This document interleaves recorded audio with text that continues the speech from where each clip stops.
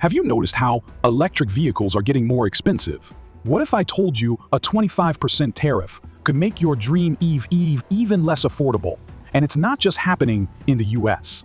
A trade war between the US and Canada could leave you paying thousands more for that shiny new electric car you've been eyeing. The electric vehicle market is growing fast, and governments on both sides of the border are pushing for cleaner, greener cars.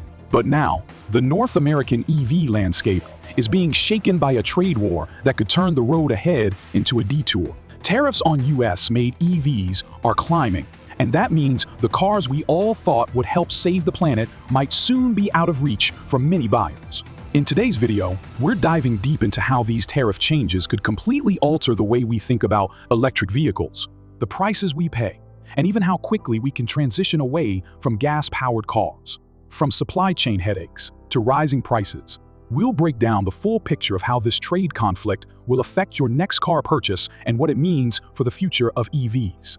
Stick around to the end, because this shift might be more than just a price increase. It could be a huge roadblock in the fight against climate change. So let's break it down. In early 2025, Canada announced a 25% tariff on electric vehicles imported from the US in retaliation to President Trump's economic pressure tactics on Canadian goods.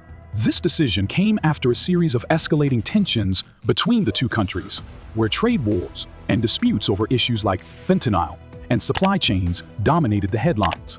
At the heart of this tariff war are the electric vehicles produced by major automakers like Tesla, Ford, and General Motors. These companies have historically relied on cross-border supply chains, where parts for EVs are made in one country, assembled in another, and then sold across borders without heavy tariffs. But with these new tariffs, the flow of EVs between the US and Canada is going to get more complicated and significantly more expensive. The top-selling electric vehicles in Canada, such as the Tesla Model 3 and the Chevrolet Bolt, are manufactured in the US. With the 25% tariff imposed, these EVs could see prices increase by as much as $5,000 to $7,000. For example, the Tesla Model 3, which currently starts at $42,990 USD, could increase by a significant 12 to 15% due to these tariffs. This would make the car significantly less affordable for Canadian consumers. Consumers in Canada could find themselves paying $5,000 to $7,000 more for a new Tesla or Ford Mustang Mach-E. This is particularly concerning because EV prices in Canada have already been climbing due to inflation and rising raw material costs. If you're in Canada and planning to buy a Tesla or a GM EV, you may want to brace for higher prices or even longer wait times as companies may struggle to adapt their supply chains. It's possible the cost of these tariffs will be passed on directly to consumers, making the transition to EVs even more difficult for the average buyer.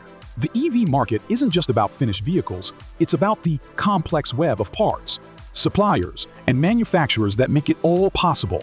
For example, critical components like batteries, electric motors, and microchips are often sourced from different countries, then assembled into the final vehicle. The tariffs imposed by Canada on US-made EVs could disrupt this supply chain, causing delays, shortages, and increased costs for consumers. The average cost of a lithium-ion battery in 2023 was around $139 per kWh. But with tariffs on raw materials, prices for batteries may rise, potentially pushing the cost per kWh to $150. Given that a typical EV like the Tesla Model 3 uses a 54 kWh battery, this could increase the cost of the vehicle by up to $900. The US and Canada trade approximately $932 billion worth of goods annually, with the automotive sector making up a significant chunk of that total. With tariffs affecting the EV sector, automakers may be forced to source parts from other countries, further complicating the already strained global supply chains. If you live in a region where EV production is disrupted, you might find that the availability of certain models diminishes. This could lead to longer waiting times for the car you want, or in some cases, higher prices on used EVs as demand outpaces supply. Additionally, battery prices could rise, and this increase would likely be passed down to consumers.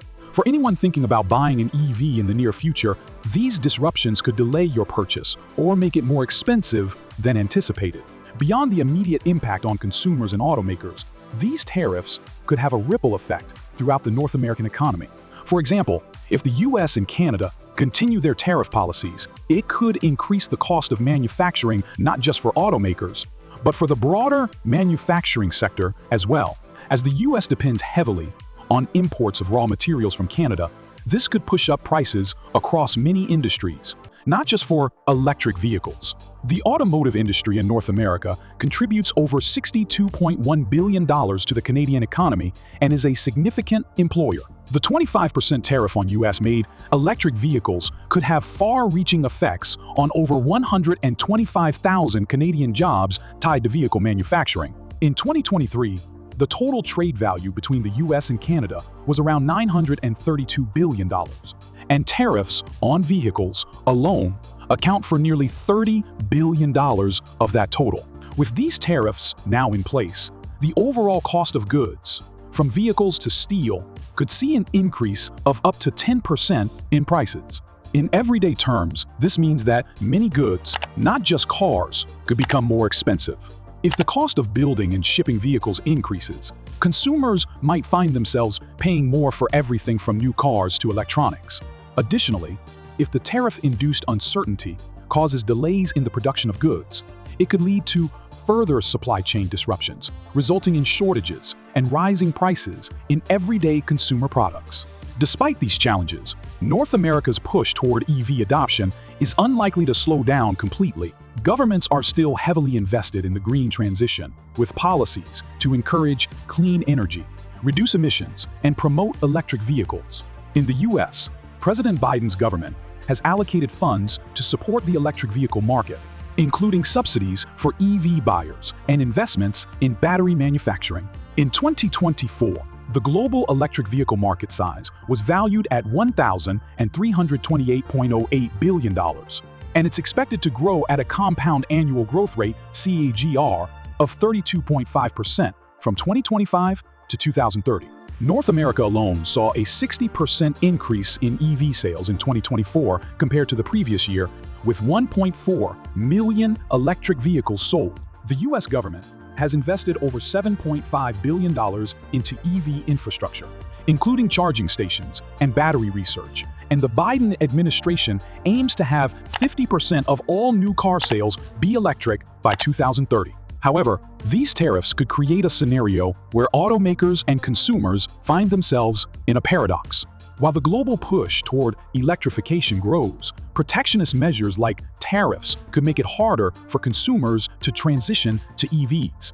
Additionally, if automakers are unable to pass on these tariffs without impacting the final price, it could slow the pace at which EVs become affordable and accessible to the average consumer. If you're a prospective EV buyer, you might have to wait longer for incentives and policies to take effect or see higher costs for EVs in the interim.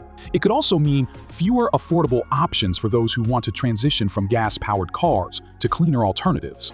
To sum up, the imposition of tariffs on electric vehicles in North America is a significant setback for the EV transition. While the green movement is gaining momentum across the globe, protectionist policies and trade wars are posing serious challenges for automakers and consumers alike.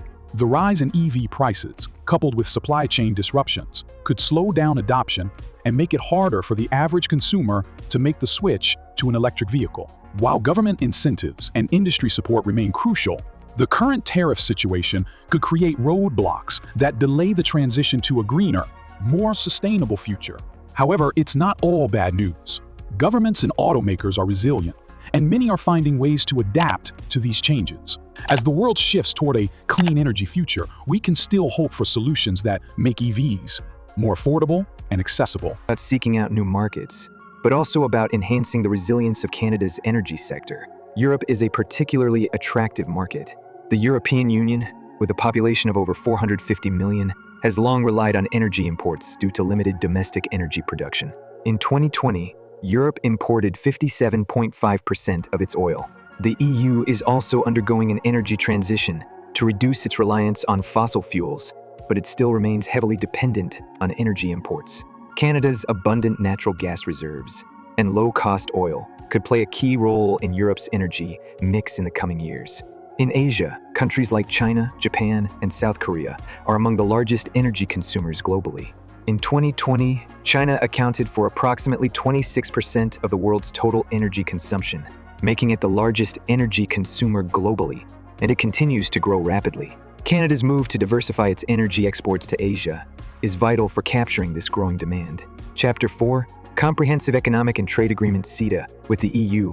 A cornerstone of Canada's strategy is the Comprehensive Economic and Trade Agreement (CET) with the European Union, which was signed in 2016 and provisionally applied in 2017.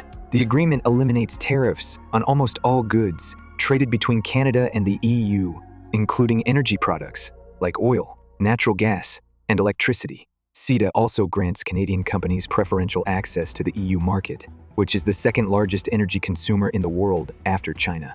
In 2020, the EU imported about 8.7 million barrels per day of crude oil, with a significant portion coming from politically stable regions like Canada. By expanding exports to Europe, Canada can reduce its reliance on the US and enhance its energy security. However, CETA's full ratification is still pending. 10 EU member states, including Italy, Ireland, and Poland, have not yet ratified the agreement, which has delayed some of the economic benefits that would otherwise have been realized. Nonetheless, Canadian businesses are optimistic about the potential to grow their market share in Europe. For Canadians, a fully ratified CETA would mean cheaper goods imported from the EU and possibly lower energy prices, especially oil and natural gas. More importantly, CETA would open up new markets for Canadian companies, potentially driving economic growth and creating new jobs in sectors like manufacturing, agriculture, and technology. Chapter 5: Global Energy Implications. The shift in Canadian energy exports has significant implications for global energy security. The U.S. remains one of the world's largest energy consumers and a net exporter of oil and gas, but it still depends heavily on Canada to supply 24% of its crude oil consumption and 9% of its natural gas. This energy integration is vital for U.S. energy stability, particularly in regions like the Midwest, where refineries are specifically designed to process Canadian heavy crude oil. If Canada successfully diversifies its energy exports to the EU and Asia, the U.S. could face higher energy costs and more uncertainty regarding its energy supply. Canada's oil and natural gas help stabilize U.S. energy prices, and losing this supply could disrupt U.S. energy markets and increase reliance on more volatile sources like Venezuela or the Middle East. For American consumers, a potential reduction in Canadian energy imports could lead to higher gas prices at the pump, as the U.S. might have to look elsewhere for energy supplies, especially from regions with more geopolitical risks. This could lead to a spike in energy costs and instability in the U.S. market. Chapter 6: The Role of LNG in Asia. One of the most promising areas of growth for Canada's energy exports is its liquefied natural gas (LNG) potential. Canada is poised to become a major LNG supplier to Asia, with 6 major LNG export projects currently under development, including the LNG Canada project in British Columbia, which will begin operations in 2023.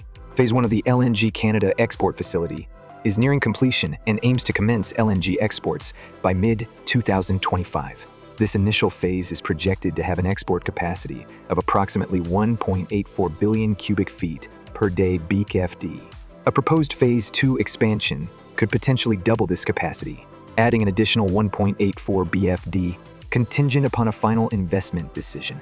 Asia's demand for natural gas is growing rapidly. China alone is expected to import 80 million metric tons MMT in 2025, while Japan remains one of the world's largest LNG importers. For Canadians, this means that their natural gas bills could be lower, as new trade routes could free up domestic supply. In the U.S., this could help stabilize energy costs and ensure that natural gas prices remain affordable for consumers, especially in northern states where natural gas heating is critical. Canada's move to diversify its energy exports beyond the U.S. is reshaping the global energy landscape. This transition is driven by both geopolitical pressures, like U.S. tariffs, and the need for long-term energy security. While the U.S.-Canada relationship will remain vital, Canada's new energy export strategy to Europe and Asia presents an exciting opportunity to expand trade and strengthen global energy security. For everyday Canadians and Americans, This could mean fluctuating energy prices in the short term, but more stable and resilient energy markets in the future. As Canada's energy exports to new markets increase, we could see lower domestic energy costs and greater investment in clean and sustainable energy.